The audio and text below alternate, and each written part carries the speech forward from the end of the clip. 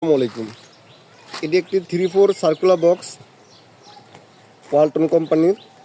দেখেন এই বক্সটাতে আমরা ফিটিং করার আগে কিভাবে কস্টিপ পেঁচাই। প্রথমে এইভাবে 2 থেকে 3টি প্যাচ দিবেন।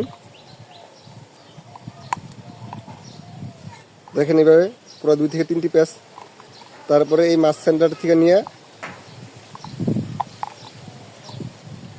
আবার এইভাবে 2টি প্যাচ দিবেন। এভাবে 2টি প্যাচ দেওয়ার পরে আবার এই পাশ থেকে মাঝখানের থেকে নিয়ে আবার ঠিক একইভাবে 2টি প্যাচ দিবেন।